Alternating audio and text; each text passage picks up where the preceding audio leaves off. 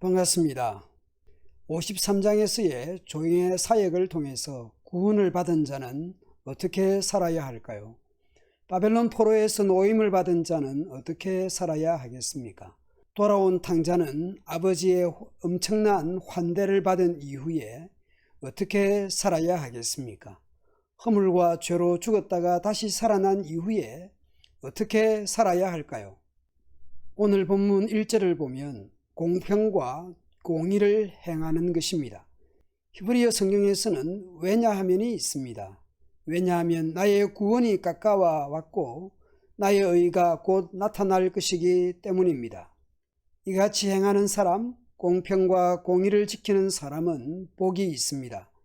히브리어 성경을 보면 2절의 시작은 아슈레 복이 있도다, 복 있는 사람은 복되도다, 그렇게 시작을 합니다.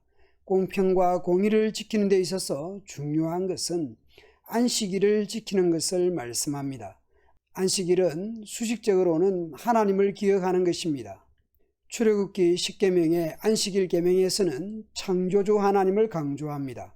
엿새 동안에 하늘과 땅과 바다와 그 가운데 모든 것을 만드신 분입니다.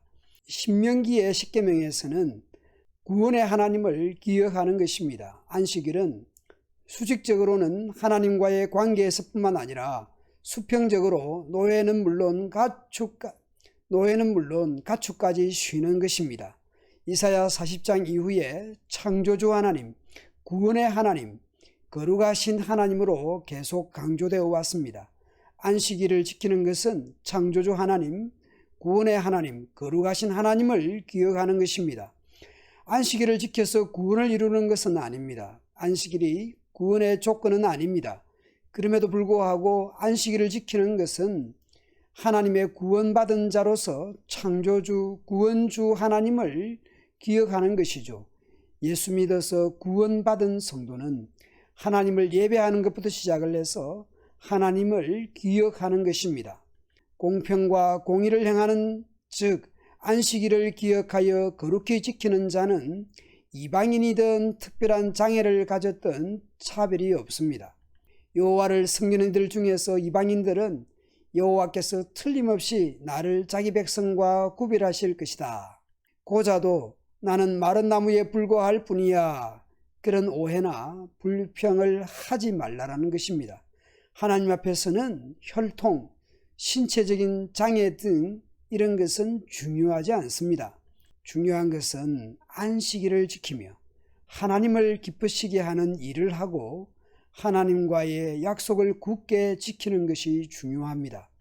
그렇게 하면 누구든지 내 성전과 성 안에서 아들, 딸보다 더 나은 영광스러운 이름을 주어 영원히 잊혀지지 않게 할 것입니다.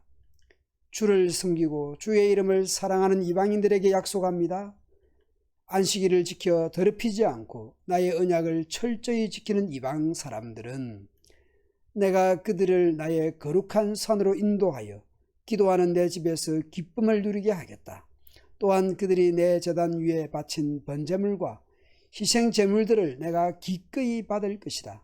하나님의 집에서 예배하고 기도하는 것을 받으시며 또한 주님 안에서 기쁨을 누리게 하십니다.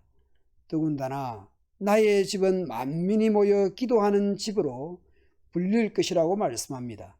갑자기 하나님께서 만민을 모으는 것이 아닙니다. 하나님께서는 아브라함에게 천하 만민이 너로 말미암아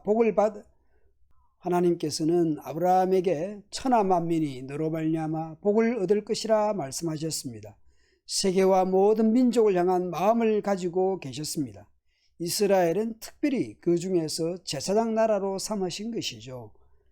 따라서 하나님을 경외하고 언약을 지키는 이방인을 차별할 이유가 없습니다. 오히려 만민이 기도하는 집으로 불릴 것을 말씀합니다. 어디 그뿐입니까? 8절을 보십시오. 이스라엘의 쫓겨난 자를 모으는 주 여호와가 말하노니 내가 이미 모은 백성 외에 또 모아 그에게 속하게 하리라 하셨느니라. 이스라엘 외에 다른 민족도 불러 모으시겠다고 약속합니다. 이사야 때에 말씀하신 이것이 이루어진 것을 사도행전에서도 오늘 우리 자신에게서도 확인할 수 있습니다. 하나님의 사랑과 은혜가 지역과 민족과 혈통과 언어 등을 뛰어넘는 것을 알 수 있습니다. 누구든지 주의 이름을 부르는 자는 구원을 받을 것입니다. 오늘도 그 아름다운 소식, 복음을 전하기 위해 애쓰는 사역자들, 선교사님들, 특히 코로나19로 인해 더욱 고통스러운 시간을 보내고 있을 선교사님들을 위해 기도하면 좋겠습니다. 코로나19 확진을 받고 위기 중에 있거나 고통 중에 있거나 위축되어 있는 사역자나 선교사님들을 위해 기도하며 시작하는 이 아침 되도록 합시다.